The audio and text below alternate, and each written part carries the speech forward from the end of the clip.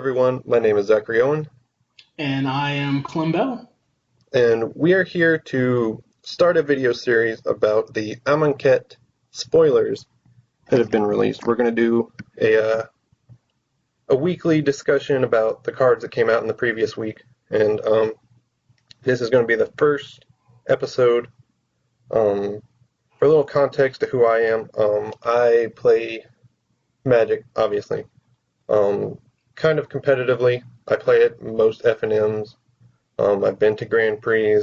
I've day 2'd one Grand Prix. Yeah. That was a big highlight so far, and I'm looking to go forward in my Magic career. So that's what we're doing here. We're looking to talk about the new cards, take our game to the next level, try to have some real discussions about cards, and see what type of discussions we can bring up, not only between us, but between other people. That's a little bit about me, and I'll pass it on to Clem. Yeah, so a little bit about me. Kind of the same story as my colleague, just trying to become more and more competitive. And so, like, for me, that means trying to go to more GPs and making it to day 2, having a decent record. And really just putting myself out there, trying to qualify for SCG invitationals, things like that. That's a little bit about me. As far as like what we're doing here, kind of as Zach summarized, we're just trying to take our game to the next level, have some real discussions about some of the cards from the new set. With that being said, there's just a couple of disclaimers. Obviously, we, at this point in time, as we're looking at cards, we don't have the big picture. So don't take our evals or our thoughts with a grain of salt, because that may change depending on what the rest of the set looks like. Also, we welcome, feedback and discussion on how we can do better in the podcast, or just if you have a different insight or perspective on a card, definitely feel free to let us know. We're not trying to be like the judge or the end all be all for the type of conversations we're looking for. So as long as we can grow and get better, that's all we can ask for.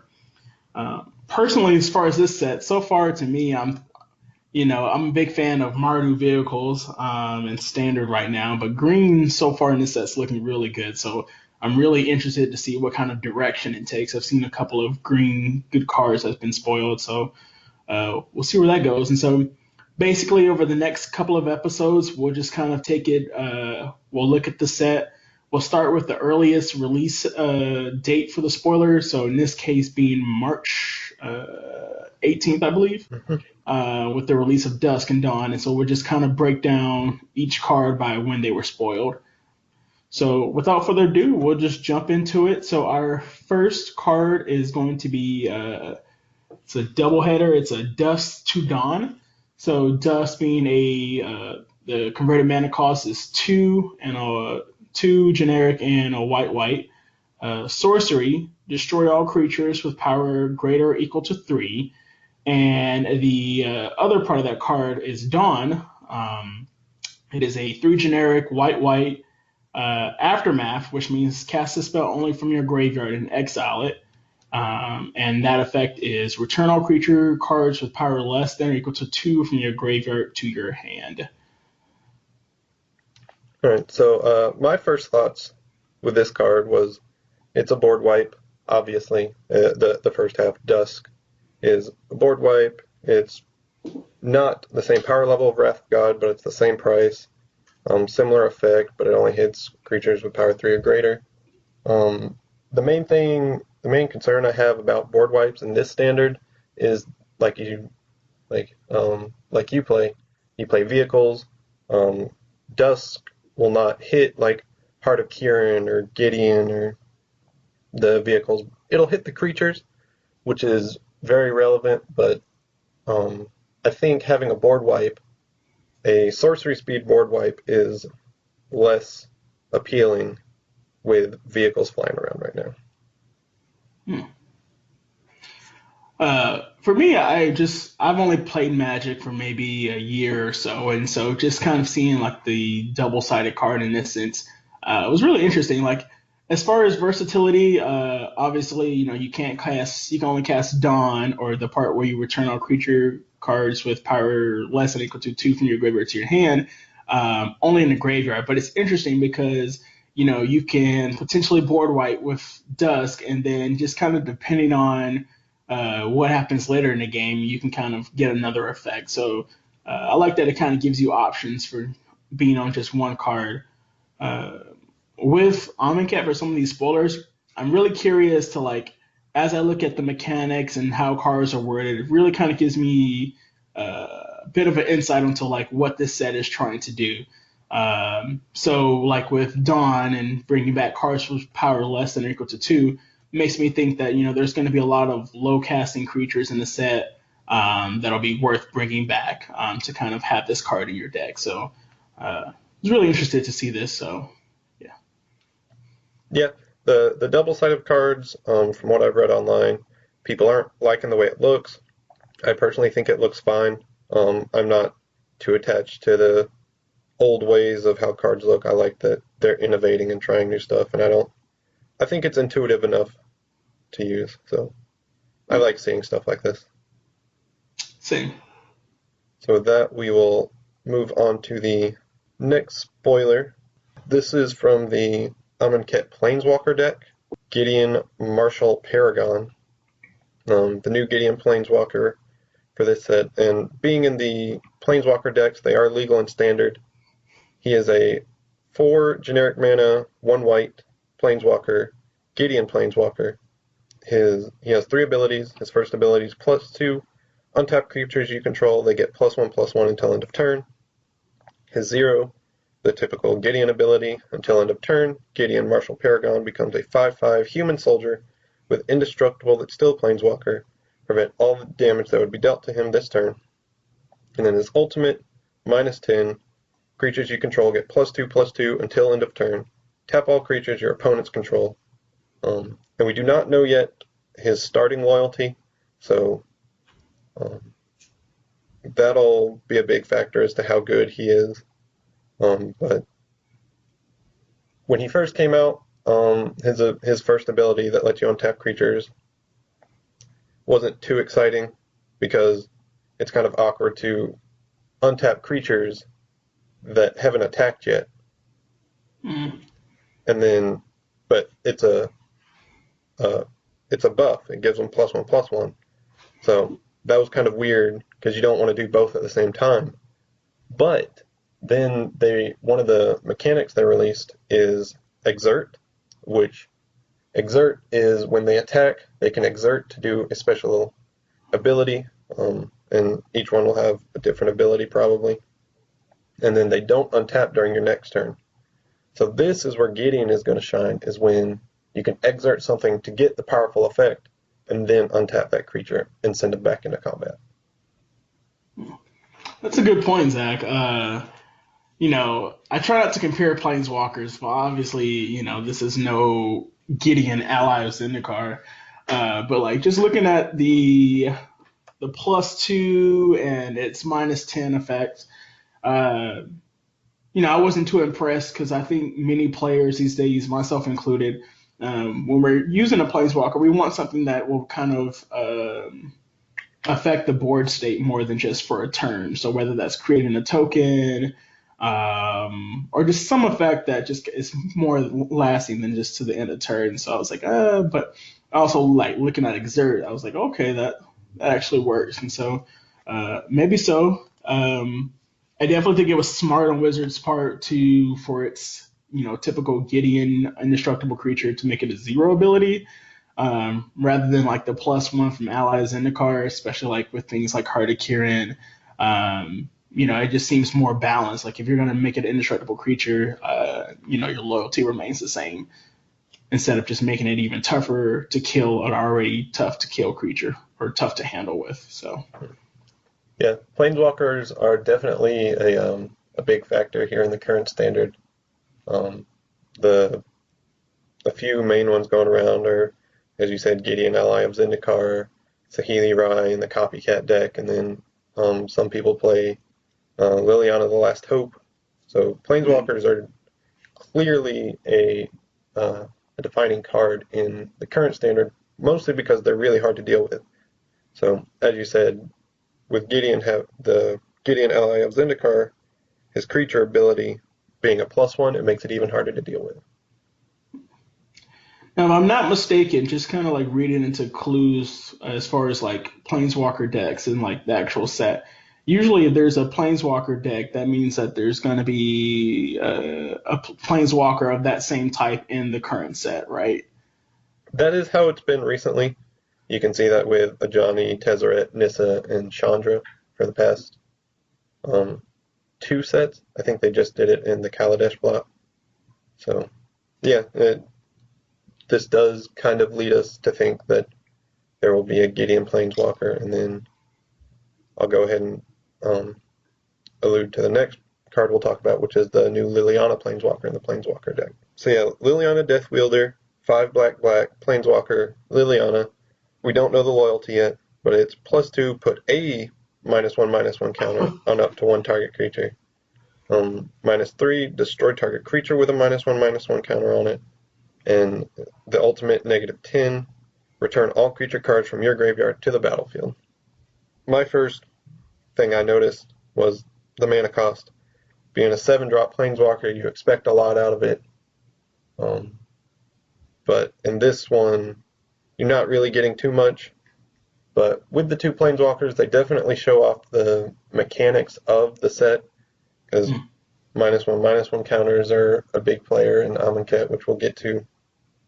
And then Gideon, with his untap ability, hints at the exert mechanic. So she's nothing to write home about, but she shows off the mechanics and will probably be good in her Planeswalker deck for casual play.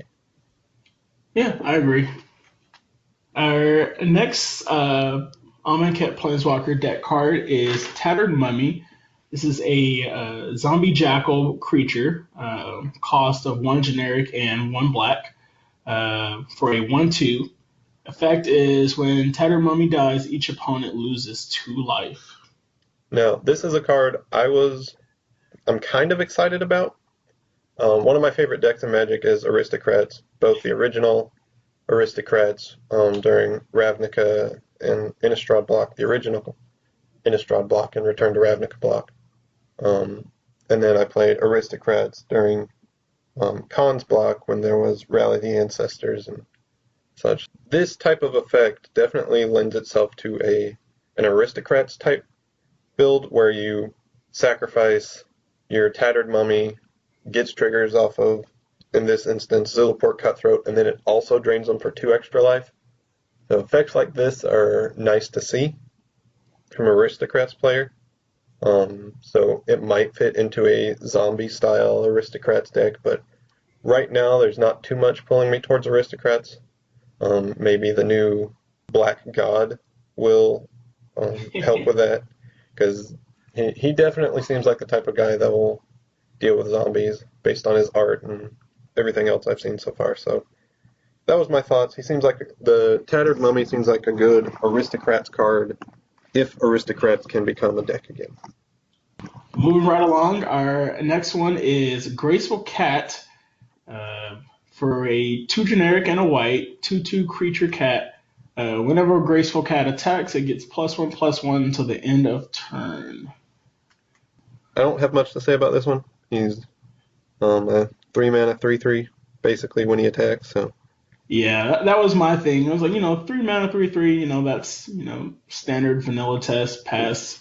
But that's if it attacks. And so I always like to look at cards. Like, it's always, when I'm evaluating cards, it's nice to say, like, oh, like, best case scenario, like, this is what it can do. But I also like to think of worst case scenario. Worst case scenario, you pay 3 mana for a 2/2. So I'm not too impressed with that. It does bring in the cat subtype, which is kind of relevant because we had some cats in the Kaladesh and Aether Revolt blocks, and this seems kind of a cat-heavy set, so maybe something can come from that, but other than that, there's not too much going on with this guy. Yeah, I have to agree. So the next guy, our first look at another new mechanic, Embalm. The card is Trueheart Duelist. He's a 1 and a white creature, human warrior. He is 2 power, 2 toughness. and he can block an additional creature each combat. And then he has the new ability Embalm, which has a cost to it. In this case, it's 2 generic and a white. And you exile Trueheart Duelist from your graveyard, then put a token onto the battlefield that's a copy of Trueheart Duelist, except it's a zombie in addition to its other types. And to note with this, they are printing specific tokens for each Embalm creature. So. Very true. I like it. 2 mana, 2/2, it's decent. Also has the ability to block an additional creature each combat. So early in the game, that's going to be really helpful. And then later on, you can bring it back for 2 generic and a white. So, it's not the best card in the world, but I feel like you're getting a lot of value for, what you're paying. Yeah, absolutely. And the one thing to note with this is that it's not restricted to be at sorcery speed. So you can, which is relevant, at least for this guy, since he can block additional creatures, is he can kind of be a combat trick, especially if you're in some sort of white control deck, maybe a white-blue control deck. With him just being a decent blocker, just getting in the way of people to prevent you from dying until you can get to the late game. Being able to... Yeah, I was just going to say, being able to, quote-unquote, flash him in with Embalm is an interesting combat trick, if you will. Yeah, one of the colors I just don't like in Magic is blues because, they just counter everything and it's just annoying. But with Embalm, with that ability, you're not actually casting the creature. You're not casting the spell. You're just activating an ability, from what I understand. So you technically, I guess cards like Disallow could counter it, but like any type of Metallic Rebuke, anything that says counter target spell wouldn't work against Embalm, if I'm not mistaken, right? Correct. Which is very relevant, especially for creature decks that are looking to fight through all the control removal. Being able to just... plus with the Embalm being pseudo-flash from the graveyard, you can flash in creatures at the end of your opponent's turn and attack with them on your turn. So it kind of gives them pseudo-flash, pseudo-haste type deal if you... especially if you have a bunch of Embalm creatures, your opponent doesn't know which one you're getting back. So that can be a good mind game there, especially if the Embalm creatures have interesting abilities. Yeah. Trueheart Duelist, I am a fan. Yep. Definitely. Well, the next one's a really interesting one. Also kind of introduces a new type of counter to our game. Oracle's Vault. It is a artifact for 4 generic mana, 2 abilities. First ability is going to be 2 generic, and to tap it, exile the top card of your library until the end of the turn. You may play that card. Put a brick counter on Oracle's Vault. And then the second one is you just tap, exile the top card of your library. Until end of turn, you may play that card without paying this mana cost. Activate this ability only if there are 3 or more brick counters on Oracle's Vault. Wow. You know what I'm thinking of, right? Shoot. Paradox Engine with this? Oh, man. that is very relevant. With the snake? Yeah, the snake definitely combos with this thing. Oh, man. But I did not think about Paradox Engine. That'll be sweet. The only problem with that would be if you hit a land on top, but even so, like being able to just constantly pump out spells will definitely be neat if you can pull it off. Yeah, this card really reminds me of Sandra Torture Defiance, and like the ruling where, because Sandra says you may cast the card, so like if it was a land you couldn't cast it, and your opponent would take 2. Whereas with Oracle's Vault, play, so like if there was a land on top that you exile, you could actually play that card. So that's an interesting little difference. My only concern though is a cost of 4, and then you'd have to like really get it going. I don't know. I just feel like, at least in the current standard, and I'm not sure what will happen once the new set drops, but it seems kind of slow to me. What do you think? Yeah, that is a good point. You don't want to tap out on turn 4 and then do nothing. So there needs to be some big payoff because it's not like Aetherworks Marvel where you would look at a lot of cards and then pick one. This one's just the top card, so you're not even necessarily guaranteed to get something good. Very true. So I think it's a lot of investment for not a lot of payoff, but it's definitely a neat card. Cool. Speaking of neat cards, we are returning to your favorite color, black. We have Archfiend of Ifnir. I hope I said that right. Close For 3 generic and 2 black, you get a 5/4 creature or demon creature with flying and the ability of whenever you cycle or discard another card, put a -1/-1 counter on each creature your opponents control. Cycling 2. Yeah, this does also show up. This shows off 2 of the big mechanics or themes in Amonkhet is cycling, which they brought back, which is a big player here in Amonkhet, and then the -1/-1 counters.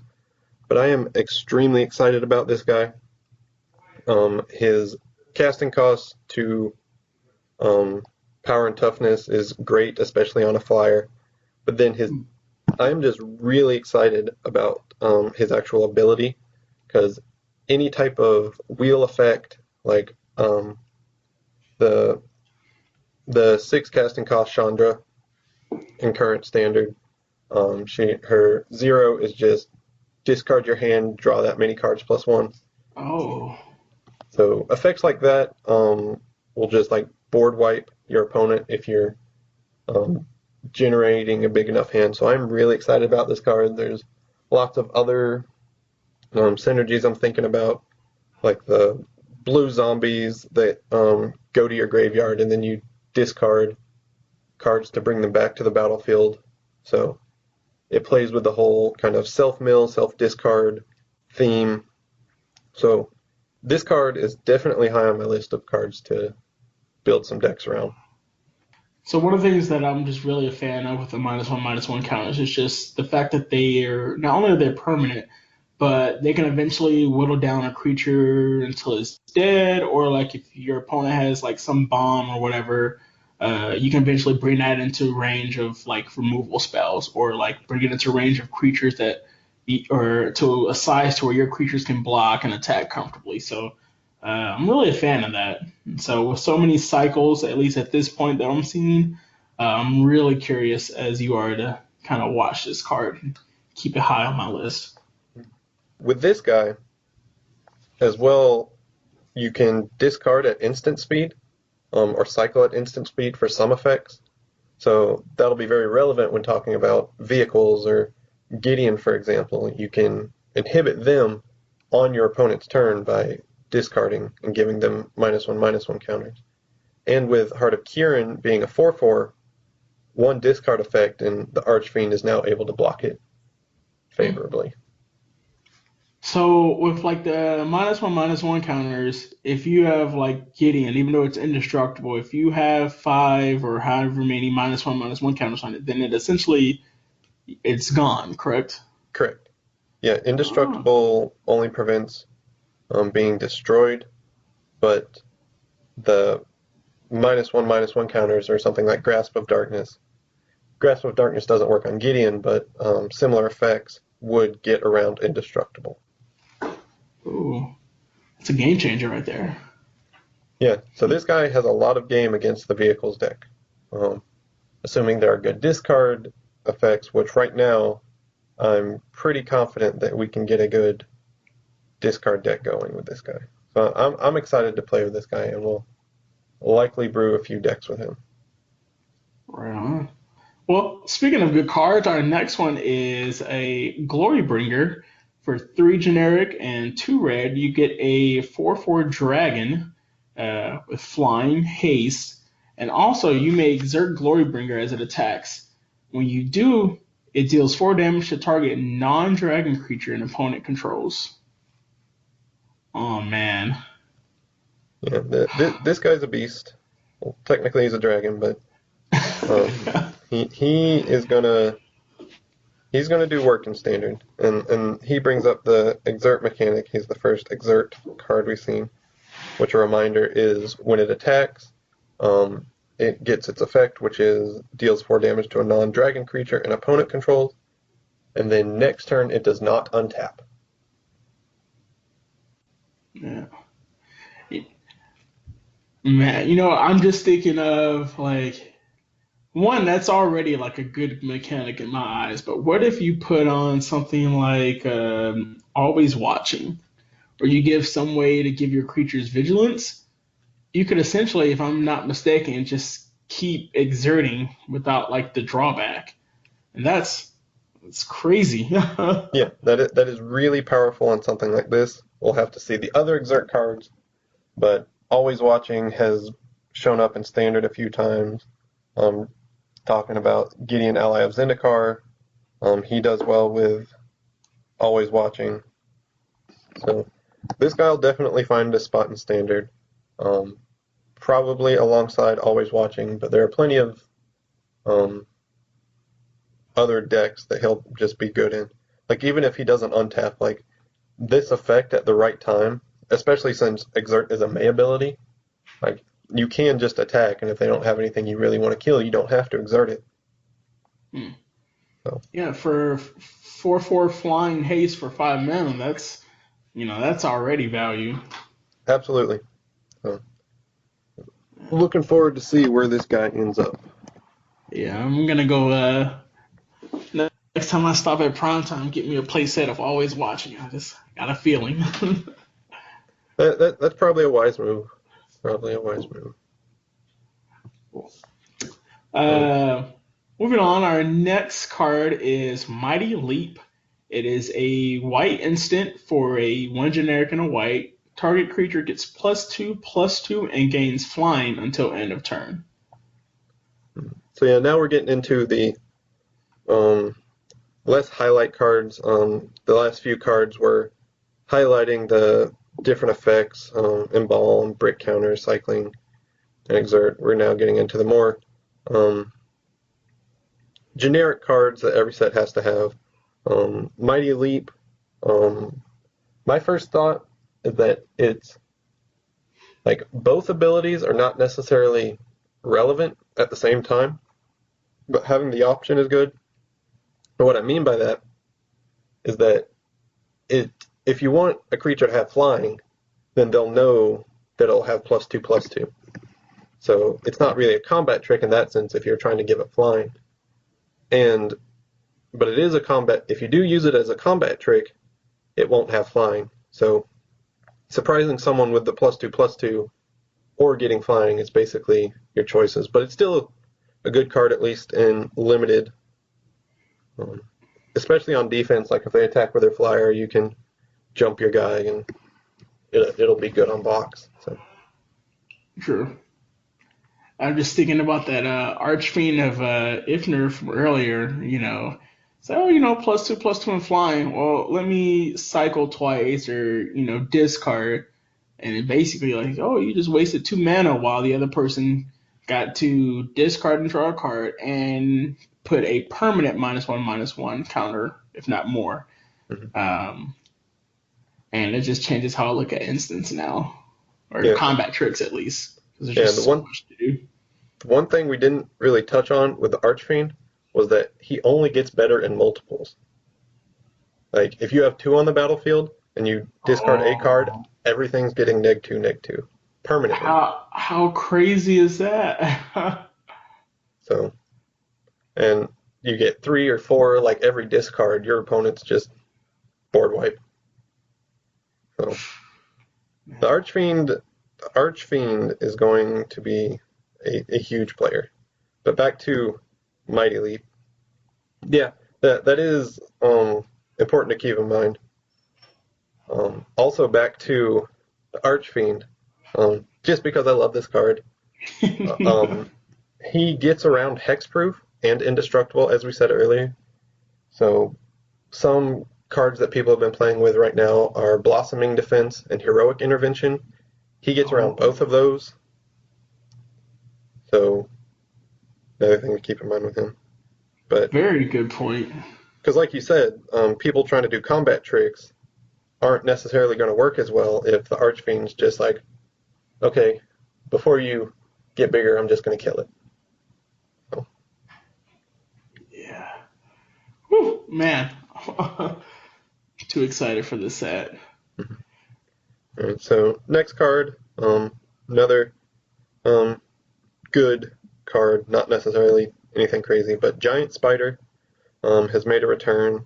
He's 3 generic and 1 green, creature type spider. He's a 2/4 with reach. I think he's going to be good and limited, just because he's got a good body, and reach is always relevant, because flyers are typically overcosted, as in you get like a 3-mana 2/2 with flying. So having something like this is pretty good to have around. You think Wizards forgot to slap on the Death Touch on this thing? Think about a 3 generic and a green for a 2/4 reach Death Touch? Oh, man. Yeah, I don't. That would be bonkers unlimited, because basically your opponent has to swing with big creatures to get by him, and not even big flyers. And so he'll be trading up all the time. But yeah, this guy in limited will be just a good blocker, and green doesn't mind having decent blockers to pump out your bigger creatures later. Yeah. Well, speaking of green, we have 6 Sense. It is an aura enchantment for 1 green. Enchant creature. An enchant creature has whenever this creature deals combat damage to a player, you may draw a card. Yeah. Not exactly what I want to be doing in constructed or limited, because it's not an instant, so your opponent will see it coming, so you can't like sneak in some damage and draw your card. Your opponent will see it coming, so unless you throw it on a flyer, it's not likely going to get through, or a trampler, or something else that'll force the damage through. But even then, if it dies, you're getting 2 for 1, which is not too exciting.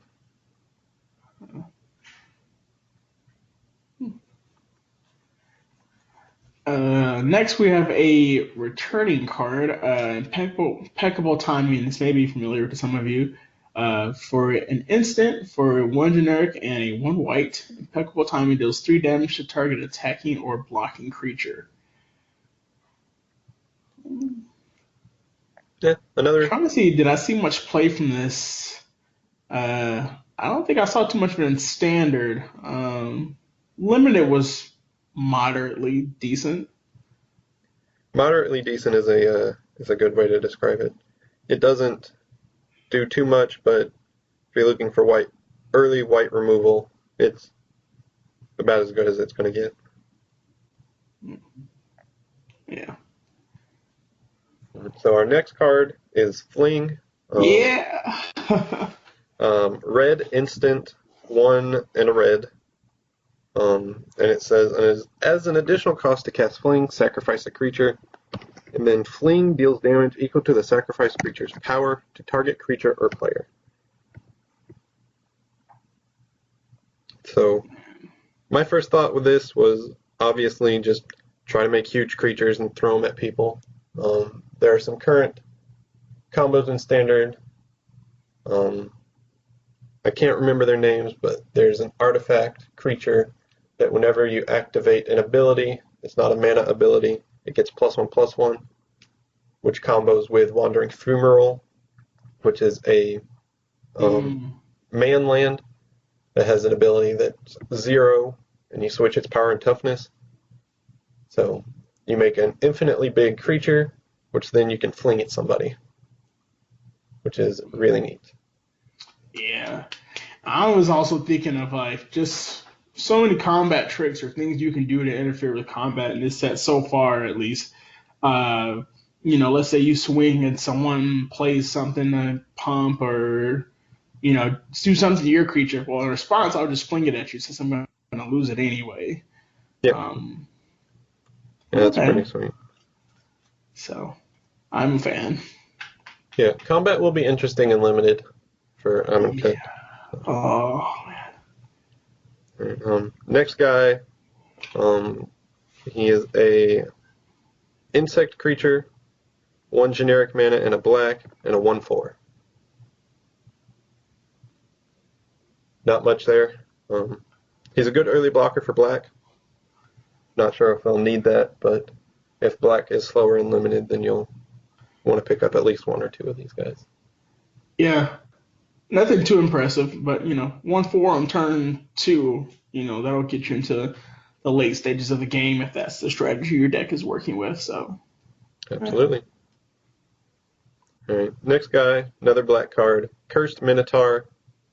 Oh, the last card was Dune Beetle. I don't know if I said that, but the 1/4 for 2 is called Dune Beetle. This guy, Cursed Minotaur, 3-drop, 2 generic and a black. Creature Zombie Minotaur, which is new so far. So Minotaurs might be coming back. And he has Menace and is a 3/2.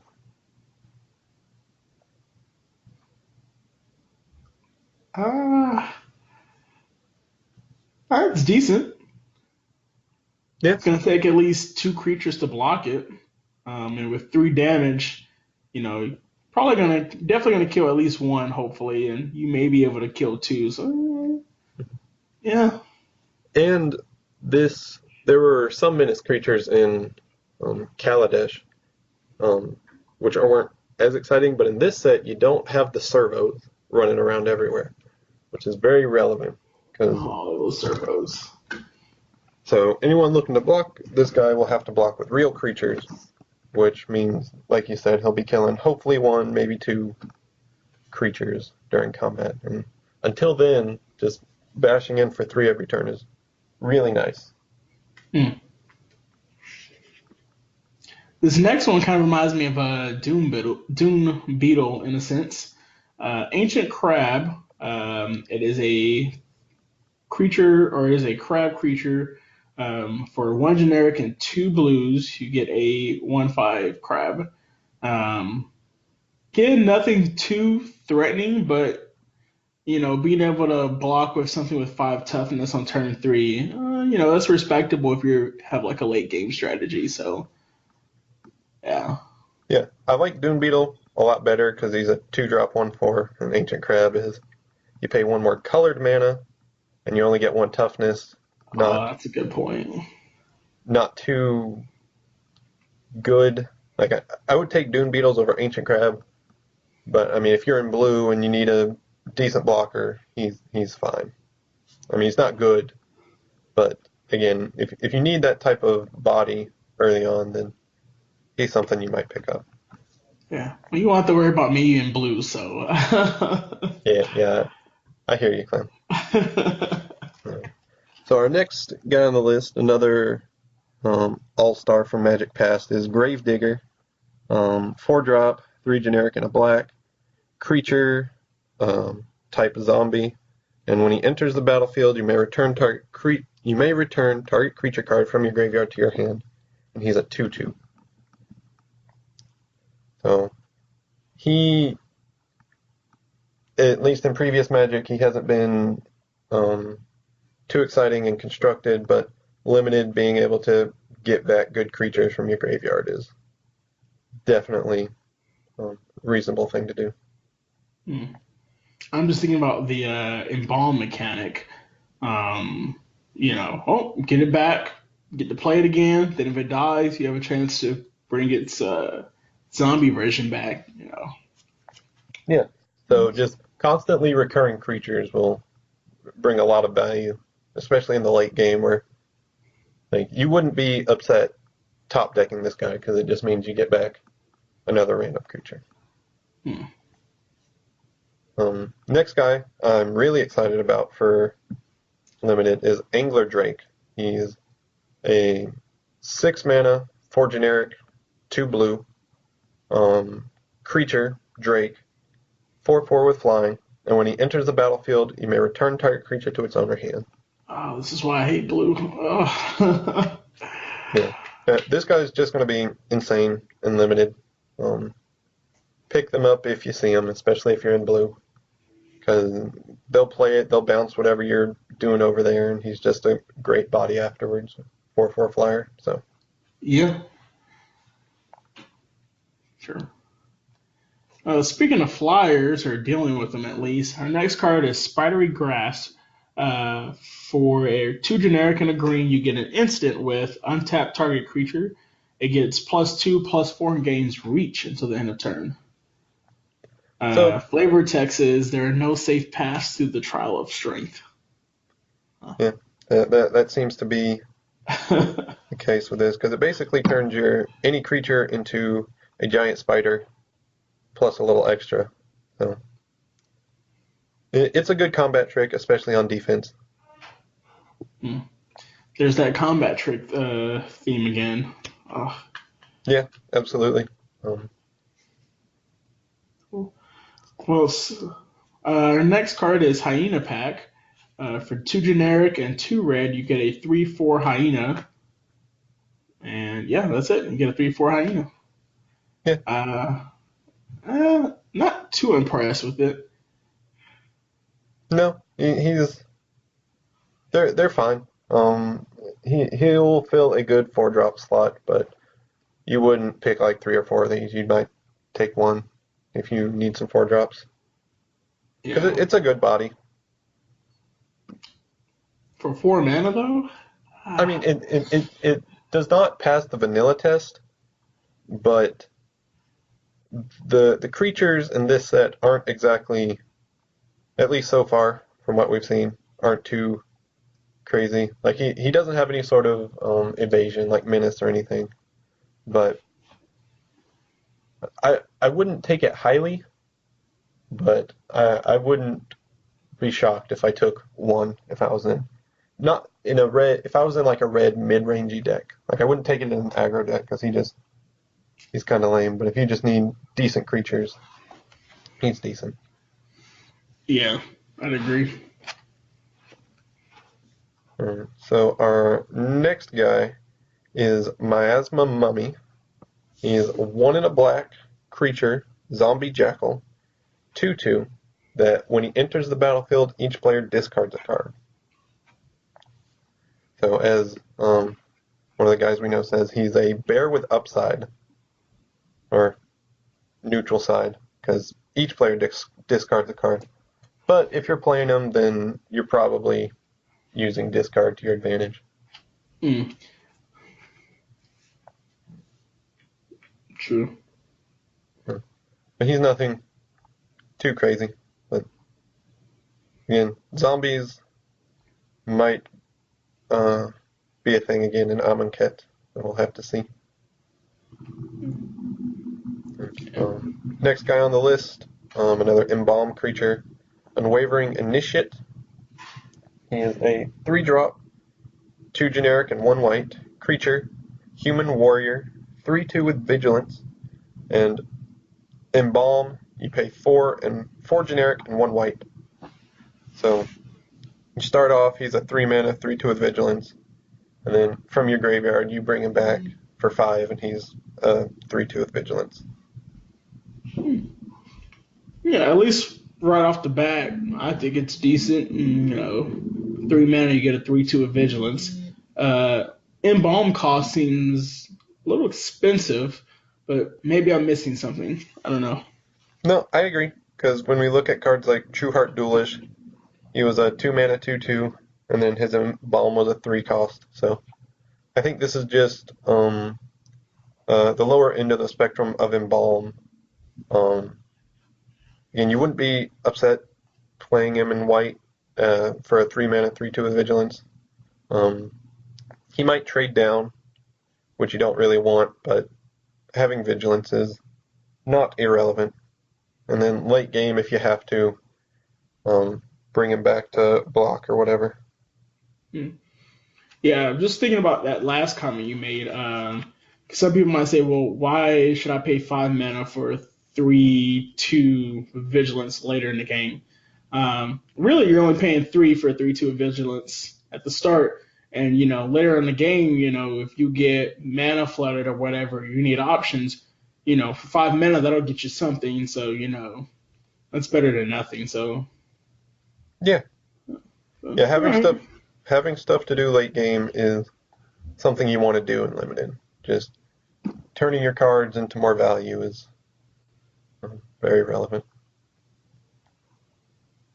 Next guy, there was a lot of conversations about him. The Prowling Serpopard. Oh, man. He is a 3-drop, 1 generic, and 2 green mana. Creature Cat Snake. He's a 4/3, and his abilities are Prowling Serpopard. Sorry, can't be countered, and creature spells you control can't be countered. I love it. For 3 mana, you get a 4/3. That's already crazy. Can't be countered, which is a plus in my book. And also, other creatures you play can't be countered. Like, wow. That's. Whew. Yeah, like you said, 3-drop 4/3 is really good. It's above average. And then being able to not be countered is relevant. A lot of the time, you don't see many counter spells being thrown around in standard right now. So we'll have to see what they print in Amonkhet to see if the rest of his abilities are relevant. But even having him in the sideboard against control decks, against blue decks that actually do play counter spells, is good enough. This guy will likely see standard play. Yeah. Next, we have Renewed Faith. For 2 generic and a white, you get an instant with you gain 6 life, as well as cycling for a 1 generic and a white. Discard this card and draw a card. When you cycle Renewed Faith, you may gain 2 life. Well, one thing I'd like to point out about this card is its flavor text, and it says, "To see gods among the people, part of their daily lives. It's inspiring." I think that says a lot about what the god cards actually are going to be, and we'll get to that in a bit. But the fact that gods are more down to earth than the other ones, I think it is relevant from what I've seen so far. Does that mean they're going to be less powerful than the gods we've seen in the past? That's my take on it, and some of the lore discussions going on. We're in Amonkhet. Nicol Bolas is like the overarching figure going on. So he's like the super boss, and these guys are more of like the earthly figures. So I think they're not going to be as strong because they're more, like I said, down to earth. They're more in the, like this card says, to be part of the people's daily lives. So I think that the flavor text of this card is important going forward. Speaking of Bolas, do you think we'll see him in this set? I really hope so. If they hadn't printed Dark Intimations in the previous set that is only really relevant when you play Bolas Planeswalkers, then I would say no. But with it being there, like, I can't imagine them going 2 sets without printing him.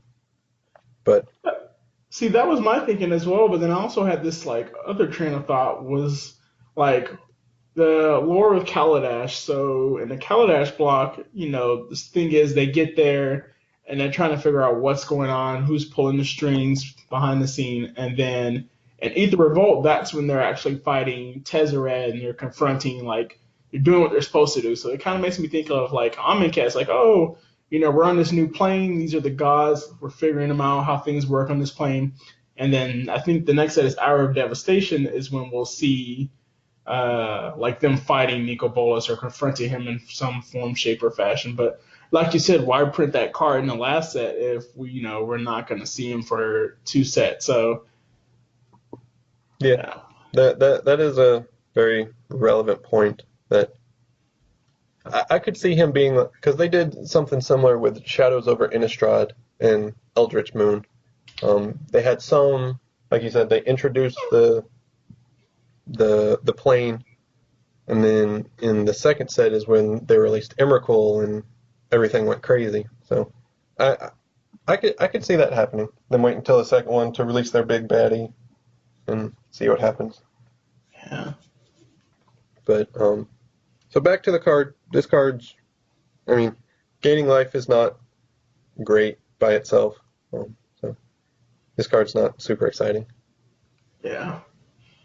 Because whatever got you into that situation, whatever threat or bomb or whatever, probably is still going to be there. And so 6 life may buy you a turn, 2 at best. So, yeah. Next card, a reprint that people have been looking forward to is Aven Mind Sensor. Some of you probably familiar with this card. It's a 3-drop, 2 generic, 1 white, creature, bird, wizard. It has flash and flying, and if an opponent would search a library, that player searches the top 4 cards of that library instead, and he's a 2/1 creature. So, my first thoughts about this guy is his effect isn't really relevant in this current standard.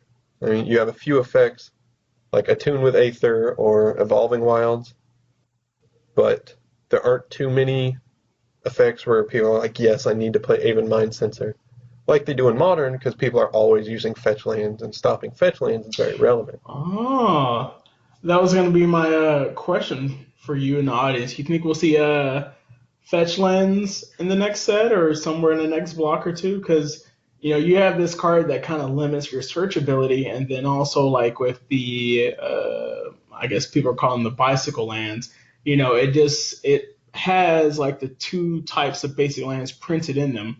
So maybe. Yeah, I would not put it past them. Because because in this block we're playing, I don't remember the color differences, but if you look at what people are calling the bicycle lands, the next set could play with the other lands, and the other lands we're missing are the fetch lands that haven't been printed yet. Well, that haven't been recently reprinted. So, Gotcha. And another thought I had with Aven Mind Sensor is, since we're in a cycling set, there are, and searching libraries, I'm thinking possibly we could see some land cycling, which basically, when you land cycle, you search for, like if it's forest cycling, you search your deck for a forest. So Aven Mind Sensor might be relevant there if they release land cycling, but that effect's not too terribly powerful. So I don't think he's going to be played too much in Standard, but I like the card, and he could symbolize that fetch lands are going to come soon-ish. Yeah. Oh.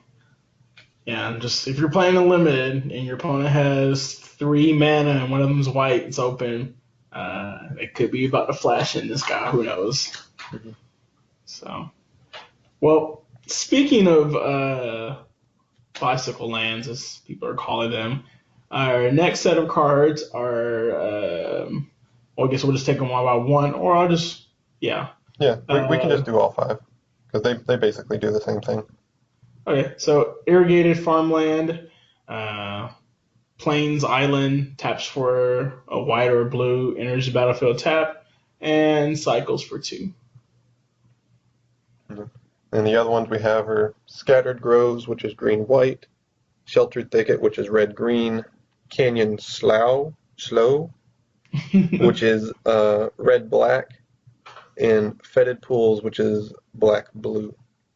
Again, they all have the basic land types, and they all cycle for 2 and enter tapped. I really like this. I'm just not sure how they'll compete with, like, if I had a choice to play this versus like a fast land, probably would choose the fast land. At least like in this format, but that's because I'm playing minority vehicles. So I don't know. I don't know what to think of these. I like that the 2 black ones are in colors that lend to discarding and cycling. Like the zombie decks I was talking about, or Chandra decks I was talking about, to play with the Archfiend. So if I end up in either of those colors, I will be happy to put this in the deck. So bring it back to that guy, because he's probably my favorite card of the set right now. So just giving him more stuff to play with is really nice. I like it. Sweet. Oh, speaking of zombies, our next card is, God, I feel like I'm going to butcher this name, but oh well. You got And this. Oketra's name. Actually, kind of. All right. So for a generic and a white, you get an instant with zombies you control get +2/+1 until end of turn. Other creatures you get +1/+1 until end of turn. Anthem effect seems reasonable and limited, especially if you go to the zombie theme. And you probably noted that zombies and white are a thing. Yeah. So this card is going to be fine and limited. You wouldn't take more than one, but it's fine. Especially if you're running like an Embalm theme, you're getting a lot of value for just 2 mana. So, Absolutely. and if you're not, 2 mana +1/+1 your team, it's not bad. Yeah, because especially when your opponent's on defense and you swing, they'll normally try to equal out the trades. So they'll block your 3/3 with their 3/3, and their 2/2 with your 2/2. So then just giving the +1/+1 will often let you trade better than what your opponent had intended. Now I feel like we're gonna get into some really interesting cards, as far as like just themselves and figuring out like what the colors in the set are trying to do. So for our next one, we have Crocodile Crossing.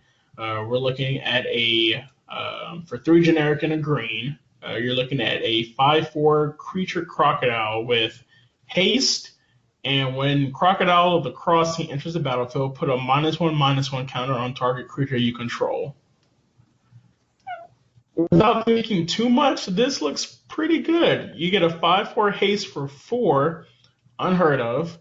But there is a drawback of putting a -1/-1 counter on target creature you control.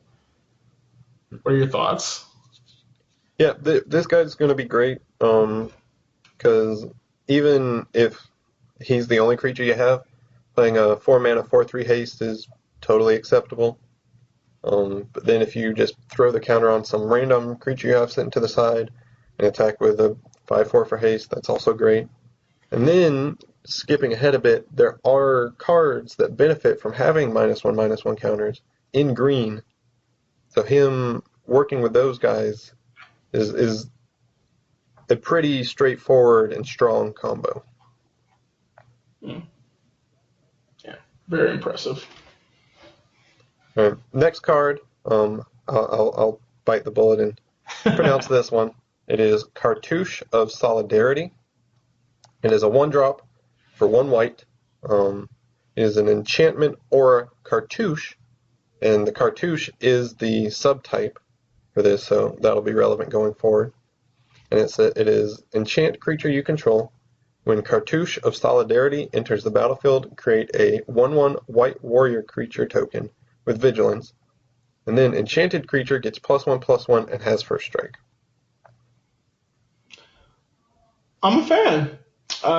You are getting a lot for 1. You get you get a token, 1/1 token with vigilance, and whatever you equip it to gets +1/+1 and first strike. All of this for 1. I would not mind playing this at all. Definitely a limited, constructed. Depending on what else comes out in the set, I could see it. I could see it. Yeah, yeah, I think you covered it, because the only thing to add is that it's not a straight up 1-drop, like you can't play this on turn 1, but I think that's fine. Like you're going to play it on like turn 3, and you play it on your 2-mana 2/2, and then it becomes a 2 mana 3/3 with first strike, and you get a 1/1 vigilance. Like, I'm thinking about putting this on a True Heart Duelist.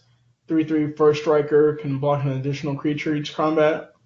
yeah, that is pretty sweet. Cool. Well, speaking of cartouches, I think that's how you say it. Our next card is Trial of Knowledge. For 3 generic and a blue, you get an enchantment.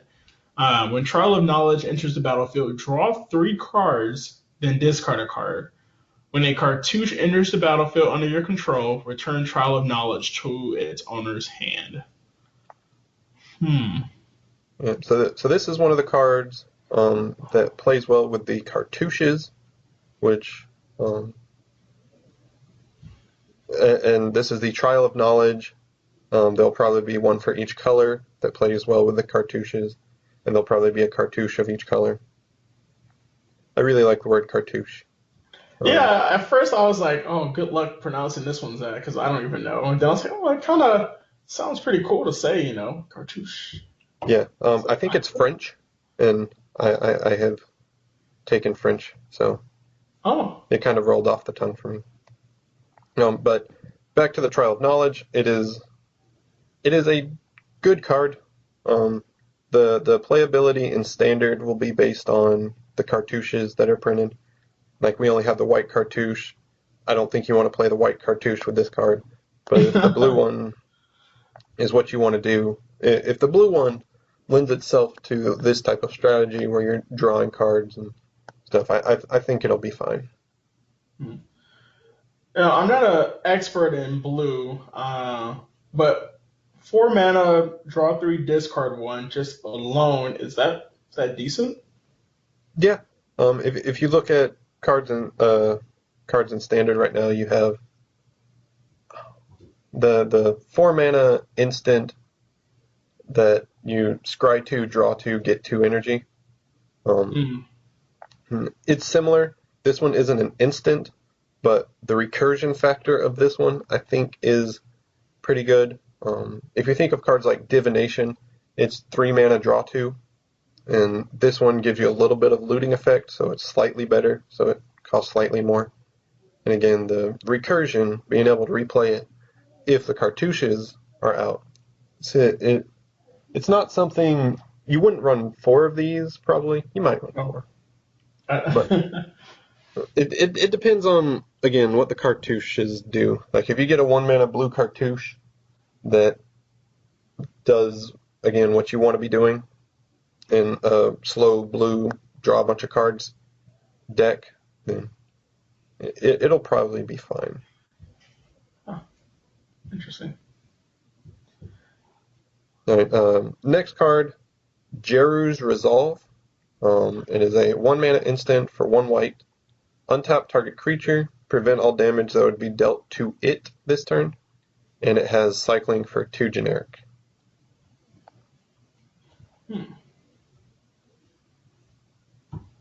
Personally, not too exciting. Any thoughts for you? I'm trying to think of what I've seen from so far. Untapped target creature. I'm thinking about when we saw Gideon for the Planeswalker deck, and you talked about either being able to recrew vehicles or being able to take advantage of the exert mechanic. I'm just trying to think of a situation where untapping target creature and preventing damage works well together. Probably, like you said with the exert, probably on defense. Like, if you attack and exert your Glorybringer, for example, and then your opponent attacks back, they're probably not expecting to have the blocker in the way. But then you get to untap him, prevent damage dealt to him, so he's not going to die. And he's untapped, so it means he can attack again and exert. So it is a reasonable enough combo, but again, it is a very cornerstone case. But worst case scenario, you can just cycle it and draw a card. So yeah. True. Our next card is Destined to Lead. It's another, I guess, double header, two-part card. First part is going to be 2 mana instant, 1 generic, and a black. Target creature gets +1/+0 and it gains indestructible until end of turn. And then with lead being the sorcery, you're looking at a 4 mana, 3 generic, 1 green sorcery with aftermath. All creatures able to block target creature this turn do so. So I like this card. I don't think it's going to be good enough, but I like it. Destined takes me back to the Kaladesh card, Rush of Vitality. Yeah. Same effect, same cost, but Rush of Vitality gives lifelink. This card's slightly worse, but I really like the lead part because whether you go wide with a bunch of creatures or you have like one big creature and one small creature, forcing your opponent to block certain things, especially making all creatures have to block a certain thing, is very relevant, especially in limited. True. Like, it was kind of seen in the Collected Company / Rally the Ancestors Aristocrats deck. There's a 4-drop that you paid its activated ability and you decided how your opponent blocked. So you made all your opponent's creatures block your little 1/1s, but then you swung with your Nantuko Husk, which became like a 20/20.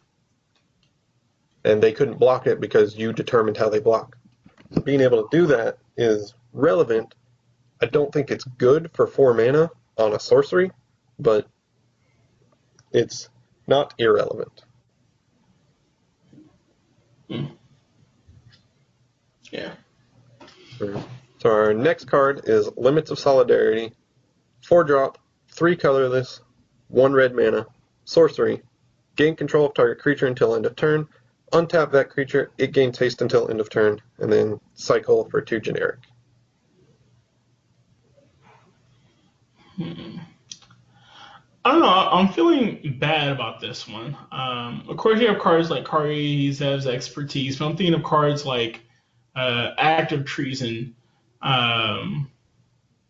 which I think for the same cost does the same thing, but gives you it does the same thing, but it's like 1 mana cheaper. And then there's another one, Traitorous Instinct, I believe, which I don't think it's in standard anymore, but does the same thing, but it also gives it like +1 or +2, gives a bit of a pump for the same cost. So 4 mana just to gain control, untap and attack, or maybe if you have some type of sacrifice outlet, maybe, but it seems kind of expensive for that ability compared to similar cards we've seen in the past do the same thing.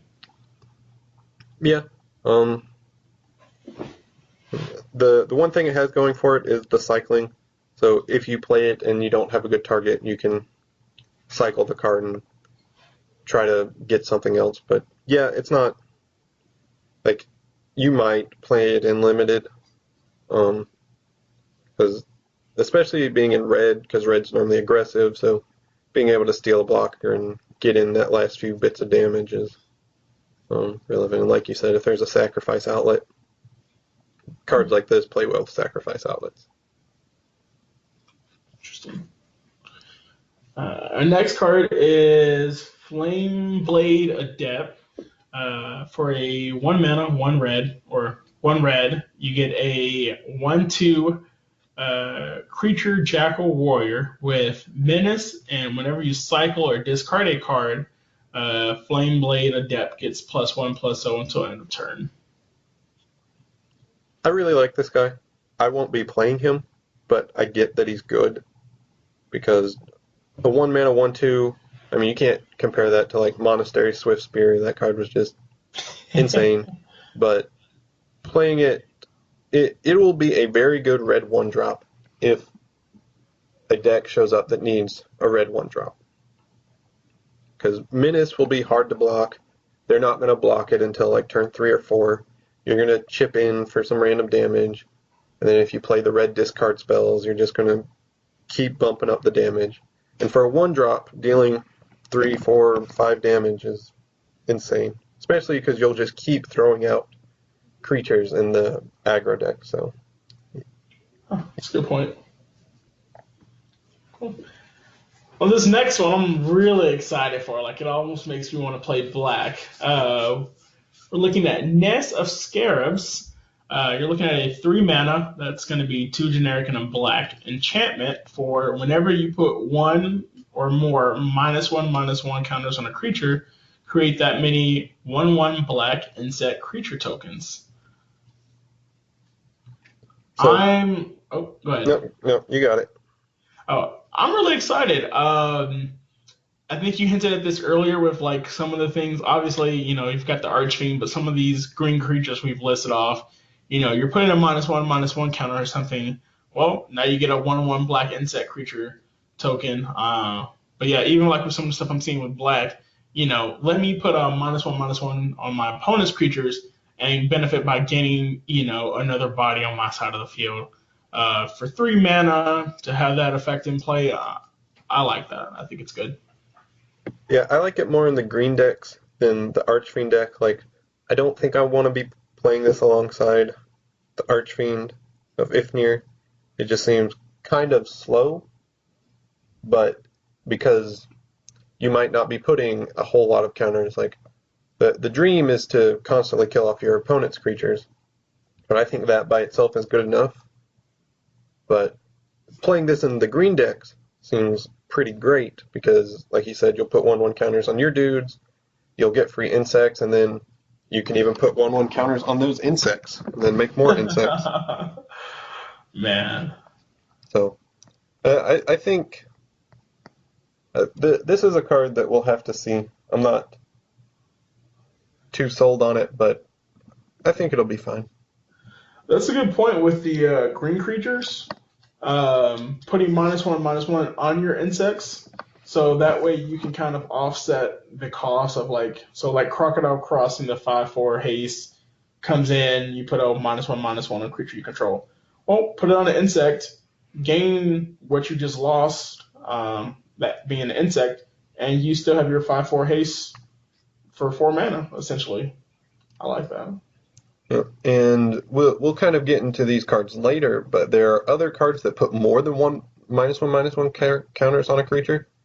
So, for example, if you put 3 -1/-1 counters on one of your insects, you will get 3 insects for the price of 1 insect dying. That's crazy. Oh, looks like we're playing green-black this time. Well, you won't be playing Scarabs or the Winding Constrictor in that deck. I can pretty much guarantee you that. Oh, man. The Embalm mechanic makes a return in our next card. Sacred Cat. For 1 white, you get a 1/1 creature cat with lifelink and Embalm for just a white. Yeah, he's a cat, so going back to our previous comment I made, if cats are a thing, this guy's not bad, but I don't think he's very good by himself. Even embalming him back for 1. Yeah, like things I like about it, 1/1 for 1, that's decent. 1/1 with lifelink for 1, that's decent, and to bring it back for 1, I think that's a cheap embalm cost. I just can't picture it being a threat to where it's going to make a huge difference or anything like that. Very true. And in limited, if you're playing like a white slow deck where having the 1/1 blocker and then having another 1/1 blocker and gaining a couple life, if that's relevant, he could see play in limited, but I don't actually think that'll be too relevant. But yeah. Speaking of relevance, we have our first god creature reveal for the set. Obelisk the Tormentor. Oh, go for it. I was just going to say Obelisk the Tormentor. From Yu-Gi-Oh! Yu-Gi-Oh! Reference. I mean, we are in Egypt, right? Egypt god card. Oh, All right, but man. no, go ahead. So we have Hazoret the Fervent. It for 4 mana, 3 generic, 1 red, you get a 5/4 legendary creature god card with indestructible and haste. Hazoret can't attack or block unless you have 1 or fewer cards in hand. With the ability for 2 generic and a red, you can discard a card. Hazoret deals 2 damage to each opponent. I think this guy will be good in, obviously, red aggressive decks. A hasty 4-drop, 5/4 with indestructible is pretty insane. And then being able to turn your random worthless top decks into 2 damage is what red aggressive decks want to do. It's a good take on it. I was a little underwhelmed. Obviously, indestructible is going to come with the cost or some condition you have to meet. But having 1 or fewer cards in hand, let's see, this is a 4-drop. So at best, turn 4, how often are you going to have 1 or less cards in hand? And then just as the game goes on, later in the game, 5/4 indestructible haste card that may or may not be able to attack. How relevant or how much of a threat is that going to be at that point in the game? Yeah, he's not just going to go in any random red deck, which you kind of saw from the previous gods, where you could kind of slot them in random places and they would be good enough. But I think, at least from this guy, and we'll get to the other god later, these are build around cards. Like, you have to build around them to make them work best. So, like I said, for this guy, you need to be playing an aggro deck where you've thrown out your hand, and turn 4, like if you go land spell, land 2 spells, land 2 spells. Like you have to play this guy really aggressively to be able to get full advantage out of him. That makes sense.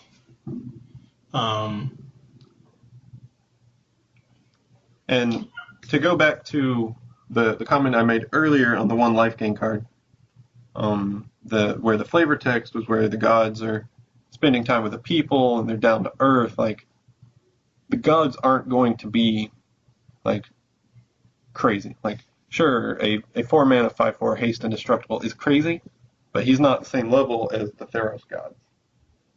But yeah, he's still strong. He's just not crazy, super awesome god cards that we're kind of speculating on. Gotcha.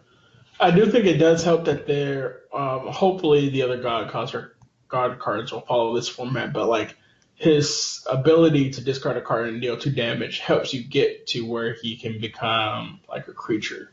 So I do think that's helpful. Absolutely. And I hope so too. And I assume from what I've seen that the middle ability, where the ability that prevents them from attacking or blocking, will be different for each color. Like, this one is a red one.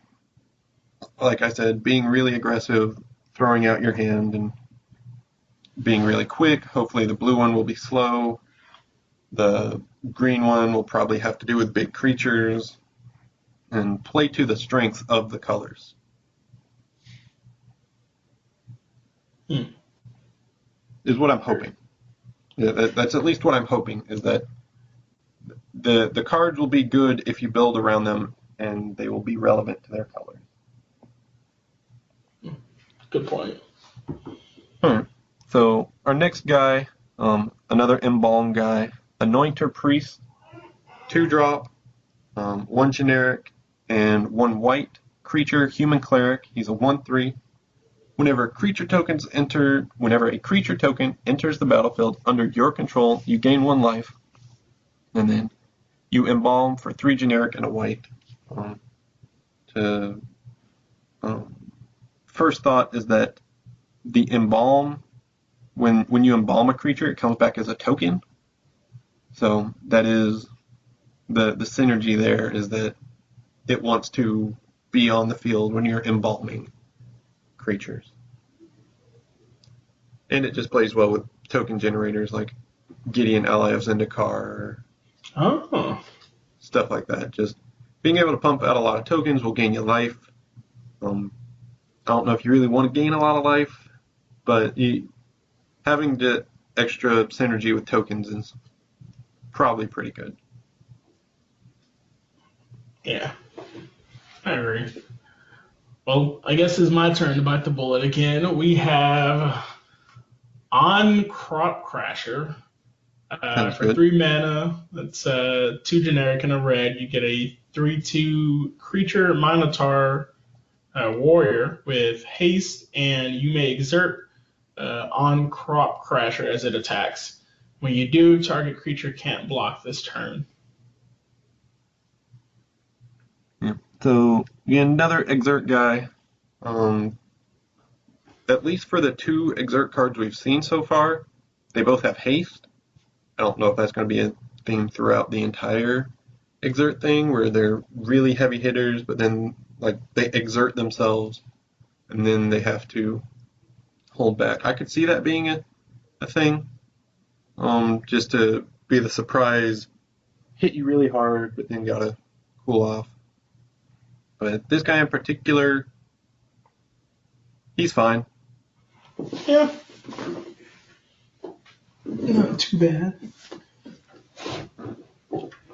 So, next card, Splendid Agony, 3-drop instant.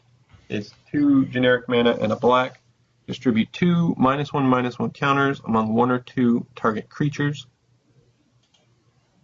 This card is not too exciting. Again, having the option to move things around how you want them and for it to be permanent as opposed to just dealing 2 damage is relevant, but I think paying 3 mana to give something -2/-2 is kind of slow, but it'll be fine and limited, especially if you get some -1/-1 counter shenanigans going on. Yeah, I agree. Even at instant speed, it still just seems kind of slow. Mm-hmm. Yeah.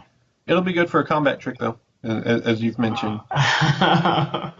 Man. Whew. Well, our next one is going to be Consuming Fervor. It is a red enchantment, or for 1 red, which does enchant creature. Enchanted creature gets +3/+3 and has, at the beginning of your upkeep, put a -1/-1 counter on this creature.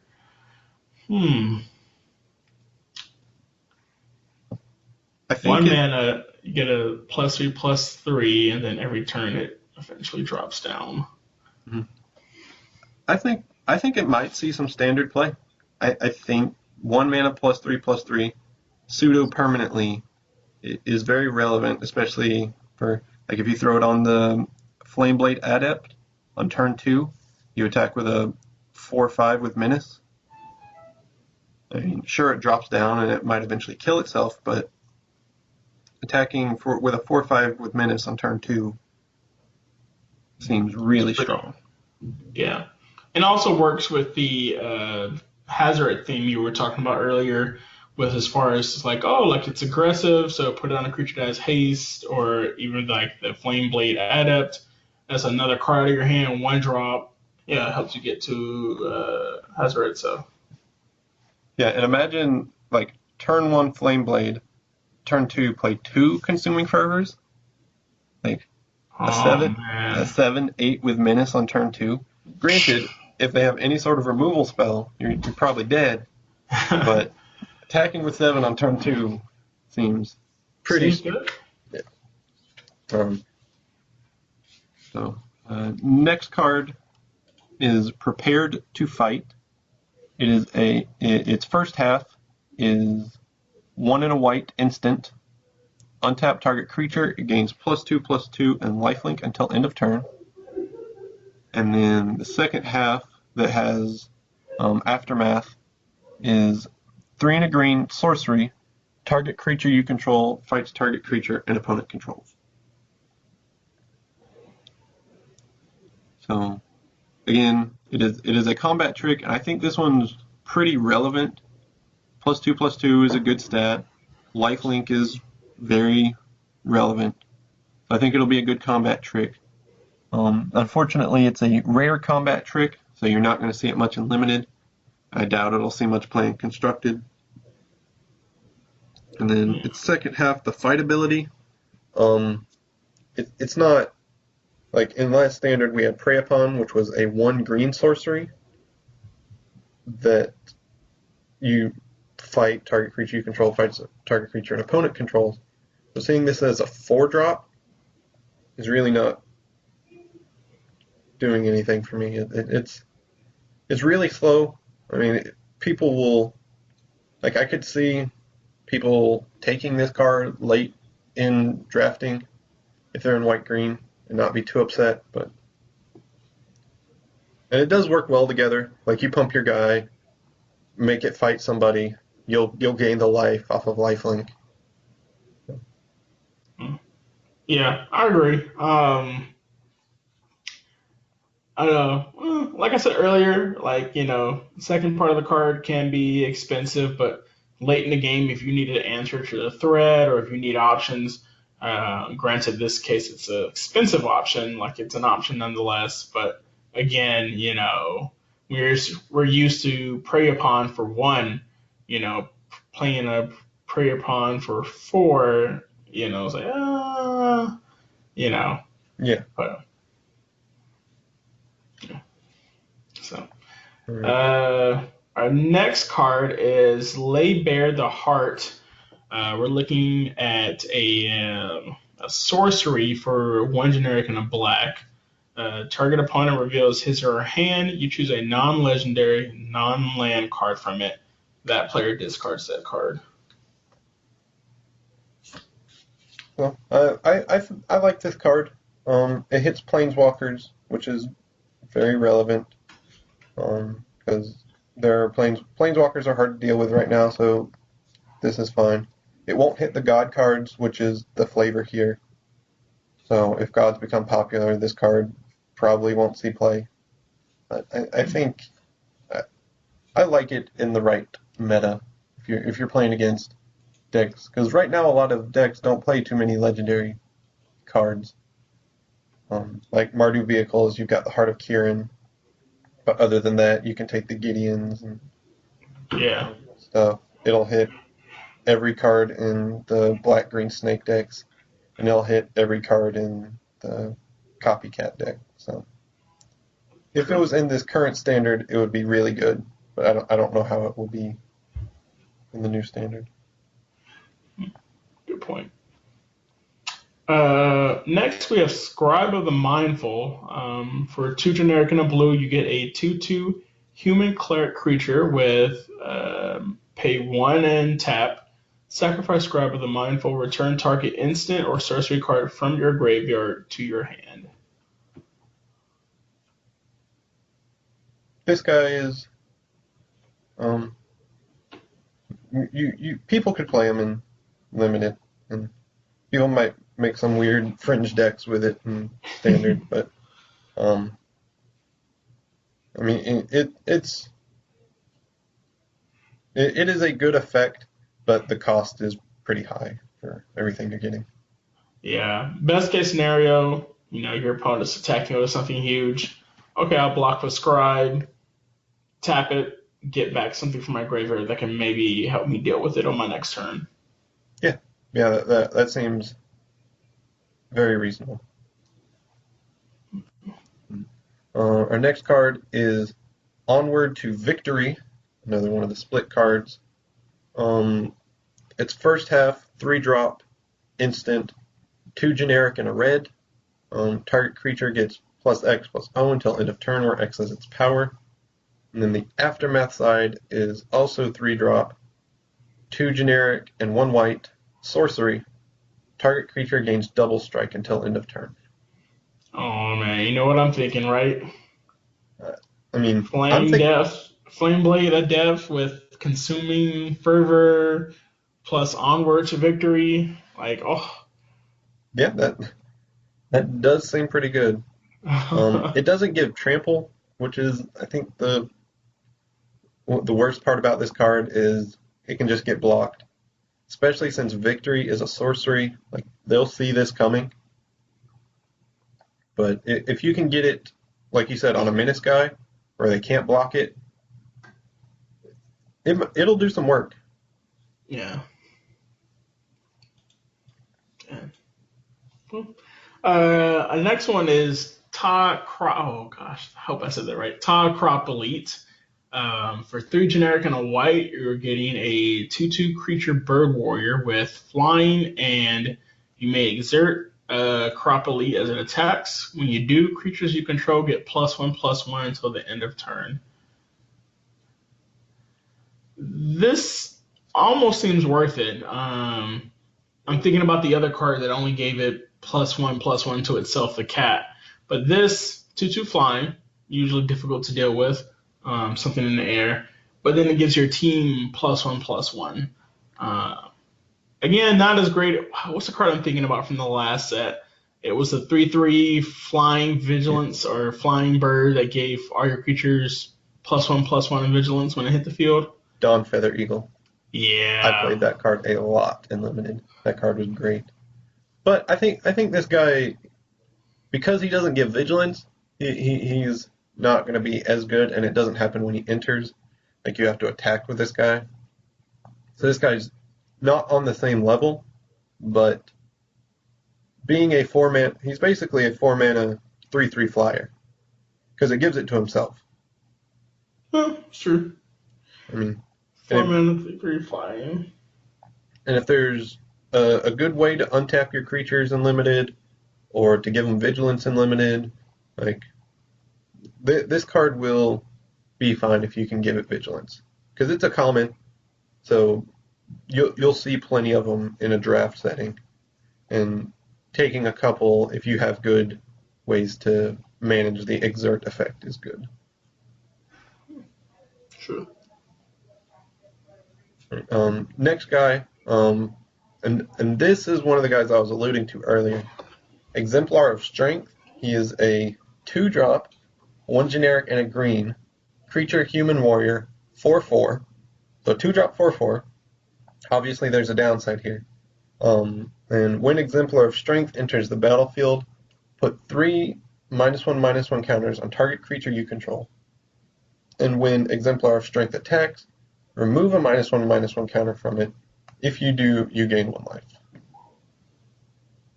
So this is the guy that I was alluding to with the Nest of Scarabs, where if you put -1/-1 counters on a creature, you get that many black insects. So if you have an insect on the battlefield and that card, you play this guy, you put all 3 -1/-1 counters on the insect, you get 3 insects, and you get a 2-drop 4/4.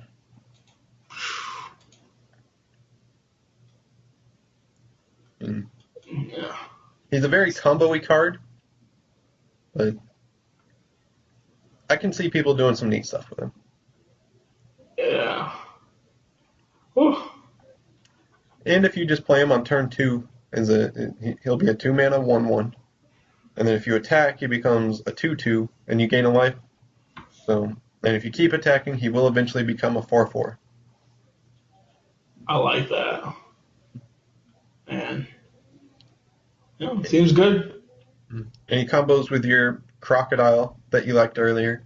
And the Crocodile can put counters on him, and he can get rid of the counters so that the Crocodile can have its full value, while the Exemplar is managing the 1/1 counter, the -1/-1 counters. That's a good point.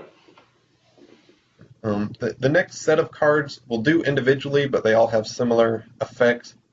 They are monuments for each of the 5 gods. The first one is Hazoret's Monument, and these are all 3-drop legendary artifacts. The Hazoret's Monument says red creatures you control cast. Red creature spells you cast cost 1 less to cast. And whenever you cast a creature spell, You may discard a card. If you do, draw a card.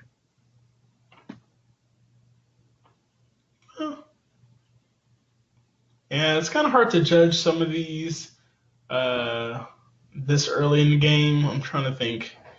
Yeah, because it's only creature spells too, so. Yeah, and that's the same for all of them. They all say creature spells of that color cost one less, and then when you cast a creature spell, you get some sort of extra effect. And I think that at 3 mana, I don't think these guys are going to do a whole lot. Yeah, maybe in a limited environment at this point in the game, but yeah. Yeah, the red one having a this isn't the looting effect. People have used another term for it where you discard then draw. It's not as good as looting, but being able to filter cards for free is relevant. But again, it's not too exciting. Bantu's Monument, same format, but whenever you cast a creature spell, each opponent loses 1 life and you gain 1 life. And I'm thinking if this was somehow whenever a creature enters the battlefield under your control, then that would happen, because I'm thinking about the scarabs. That would be nice, but... Yeah, I'd like all of these a lot better if it was when a creature enters, you got to do that. Well, when I think just because I read ahead to the next one, it would have to be non-token creature. And I'll go ahead and skip to this one. This one's Oketra's Monument, which is white. Bantu's Monument was black, by the way. But Oketra is the white one. Whenever you cast a creature spell, you get a 1/1 white warrior creature token. So I don't think we'd want a card that infinites with itself. So if it said non-token creature, I think it would be fine. Because then you're not even getting value off of embalm triggers. Oh. Yeah. I think they could have been made better to do better things, but every card can't be insane. True. The next one is Kefnet's Monument, the blue one. When you cast a creature spell, target creature an opponent control doesn't untap during its controller's next untap step. This seems good with all the, I'm thinking of spirits, or like even if you're playing blue-white and you're having flashed-in creatures, that could be helpful. Even if you're not flashing in creatures, you're just playing creatures on your turn, tap something they have, swing in with something. I think that's good. Well, you don't tap something they have. It just says they don't untap. That's true. Misread that. So, yeah. Man, that kind of hurts it a little more.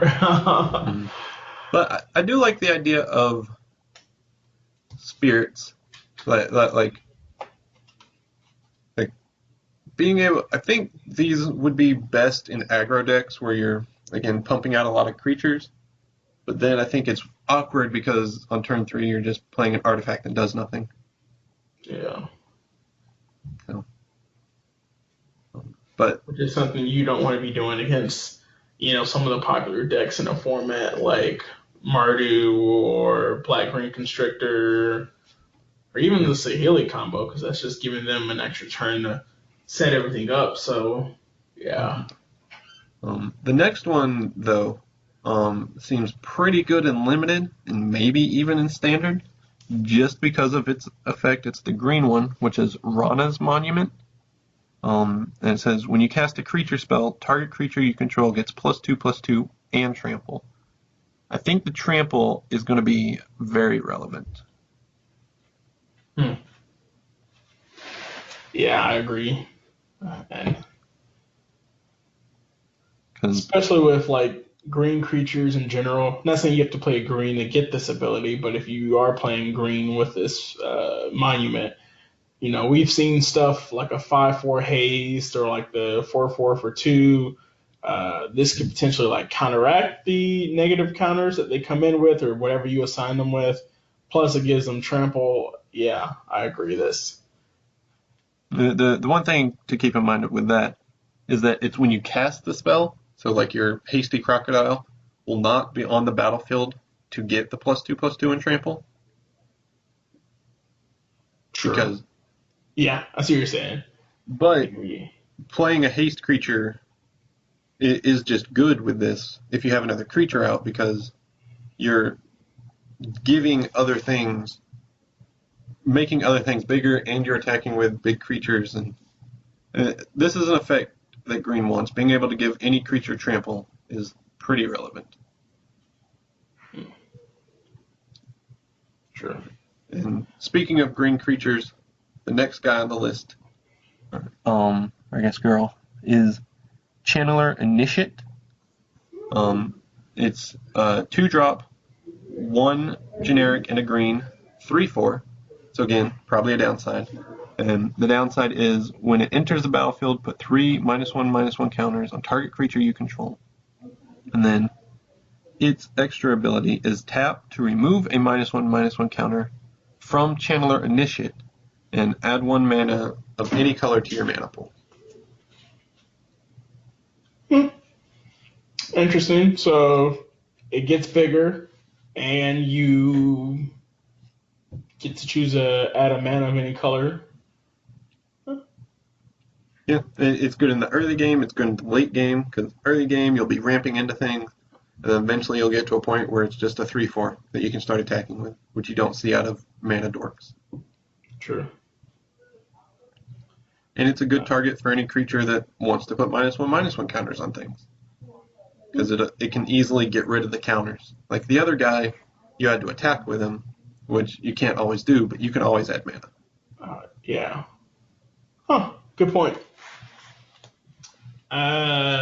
Next card is Decision Paralysis. For 3 generic and a blue, at instant, tap up to 2 target creatures. Those creatures don't untap during their controller's next untap step. This card's not very good. Yeah, I'm thinking, what was it? Ice Over? Was that instant or sorcery? I think it was sorcery. Okay. But there was a card, I don't remember what it was called. It was the 1-drop instant that tapped 1 target creature an opponent controls, and it doesn't untap. And that card was pretty bad in Kaladesh. Or the Kaladesh block. I don't remember which set, Kaladesh or Aetherful, but like you might play one in blue slow limited decks, but it's not very good. The art's great though. I really like it. Yeah. Speaking of great artwork from blue cards, the next one is Essence Scatter. For a generic and a blue instant, you get counter target creature spell. Yeah. This is another pretty popular reprint, not necessarily from the player's point of view. Like it's not like a crazy card, but it's been reprinted a lot. So it'll be good in limited. It might see play in constructed, especially if creature decks are pretty heavy, because it can counter a god or stuff like that. It'll probably see play in both limited and constructed. Speaking of gods, we have our blue god that's now, at least in Japanese, it's out. But the translation is Kefnet the Careful. For 2 generic and a blue, you get a 5/5 legendary creature god with flying and indestructible. And Kefnet the Careful can't attack or block unless you have 7 or more cards in hand. With the ability for 3 generic and a blue, draw a card, then you may return a land you control to its owner's hand.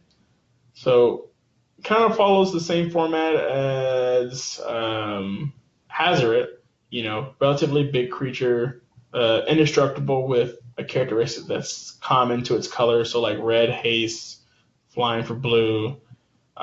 Some condition, in this case having 7 or more cards in hand, and then ability that allows you to kind of get closer to reaching that ability to turn into a creature. So, Yeah. The one interesting thing to look at here is that Hazaret can die to something like Grasp of Darkness, whereas Kefnet cannot, because they're always creatures. That's a difference between their current state, the current gods, and Theros gods, is the Theros gods weren't always creatures. These guys will always be creatures, so even if they can't attack or block, they can still get removed from cards like Declaration in Stone and Grasp of Darkness. That is something to keep in mind, that some gods, like Hazaret, can attack and not get hit by Declaration in Stone, but it'll still die to Grasp of Darkness, while Kefnet will die to cards like Declaration in Stone, but won't die to cards like Grasp of Darkness. yeah. My thing, one thing to be careful about, or one thing I'm curious to see how it plays out, with all the black cards in the set that gives -1/-1 counters. If you're not able to turn these things into creature, or I guess they're already creatures, but if you're not able to turn them sideways and close the game, essentially they're just sitting there for a while, and they can become easy targets for things that put -1/-1 counters, and eventually it'll just be dead before you can even have it attack or block. Mm-hmm. Also, the one thing, another comparison between red and blue, is that for the blue one, your opponent can keep you off of 7 cards in your hand by making you discard cards. I don't think there's too many cards right now in Standard that do that. There are some, like Transgress the Mind and other cards like that. But the red one, it's not very easy for your opponent to keep you off of having no cards in hand. Like, there aren't many discard cards, but there are even less cards that make your opponent draw cards. True. So for this guy, though, a 3-mana 5/5 flying indestructible is insane. Like, you will be hard pressed to beat that, but he's not going to be as good in like limited. He's another build around card, and I don't think his ability is as good, except if you get into really late game situations, because he doesn't do much on turn 3. Like, you might play Hazaret on turn 4 and be likely to play him, but you're not going to play Kinfit on turn 3 and expect to take over the game. True.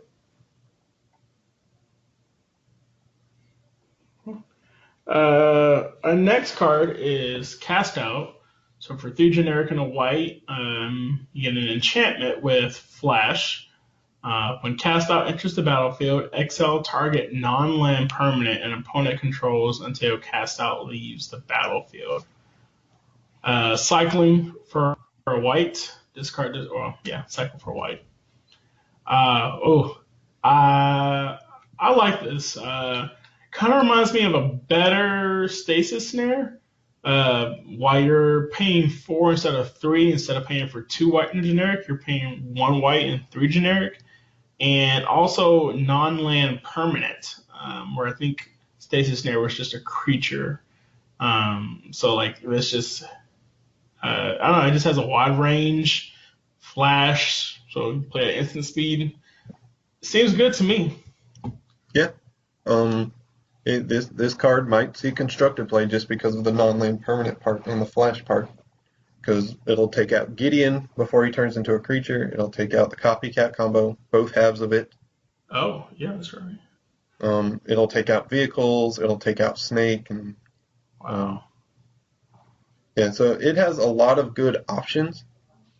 And it's even main deckable, because even if you don't have very good targets, you can pay a white and cycle it.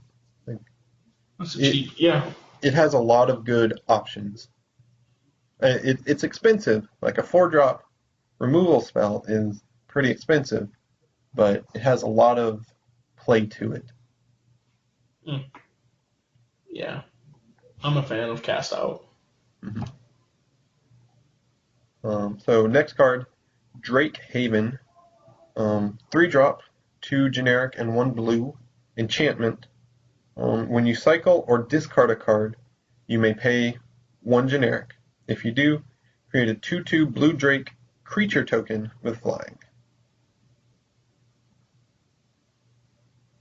So the obvious synergies are with the token makers and then the cycle cards and discard cards.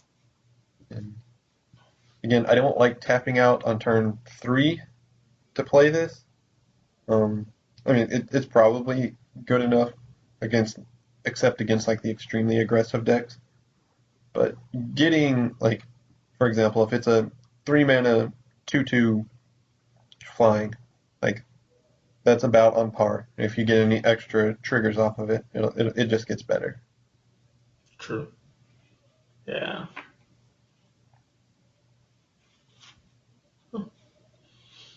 So, go ahead. Go ahead.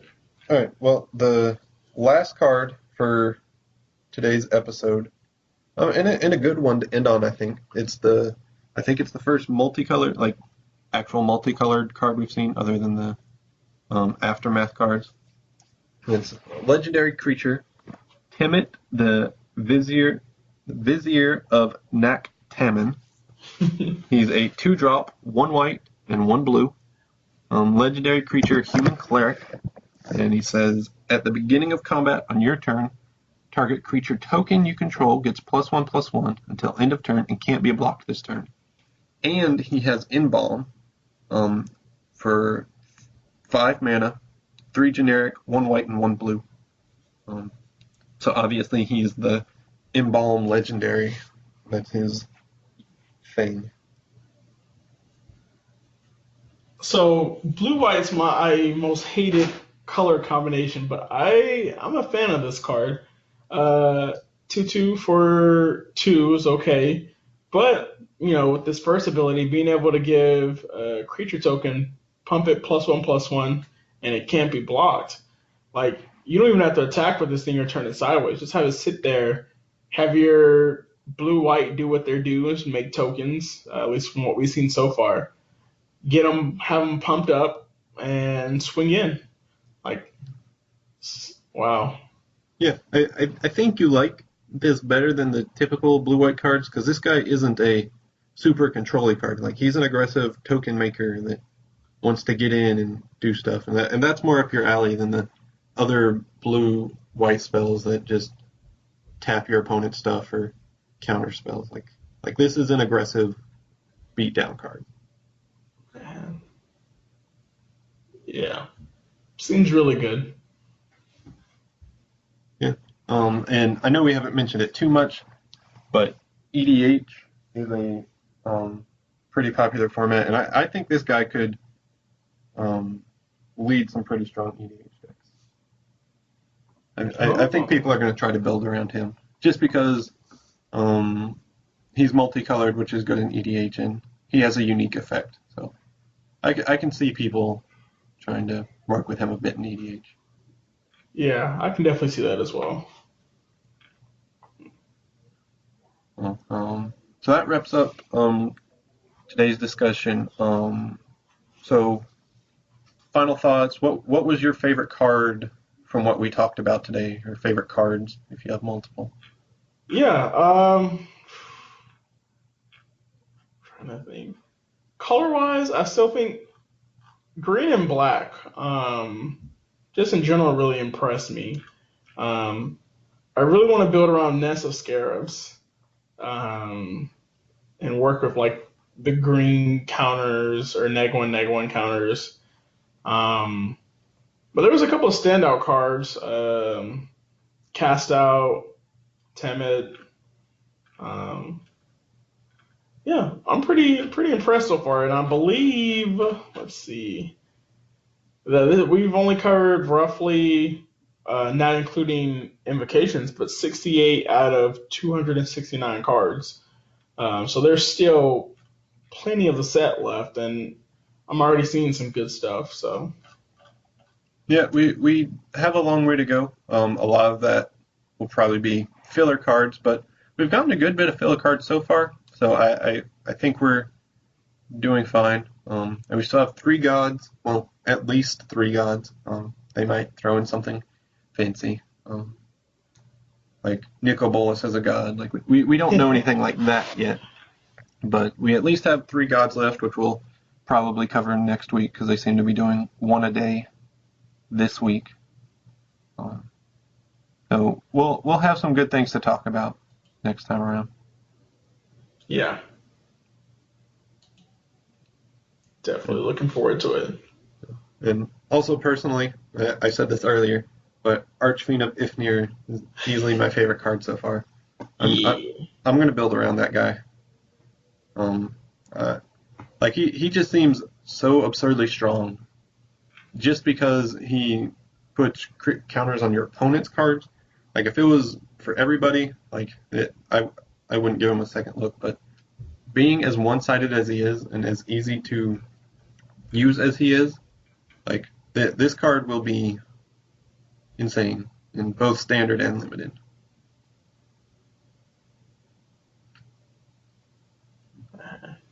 Well, any other comments? Not really. I'm excited for the set. There's some good changes. I don't know. I definitely feel like I'm more excited for this set so far than Kaladesh or Aether Revolt. Yeah, like there are certain cards in those sets. I was like, okay, cool, but like I'm seeing that here. Plus, I'm seeing like what the colors are trying to do in general. And it looks good. So that pretty much wraps up our discussions for this week. Hopefully you guys enjoyed it. I know I enjoyed discussing those cards, and Clem, you were great to talk with. Lots of good insight. So we hope to see you guys next week. Again, please feel free to leave any comments or any suggestions, anything you liked or didn't like that we did. And again, we'll see you next time. Yeah, definitely appreciate y'all listening, and see you next time. Thanks.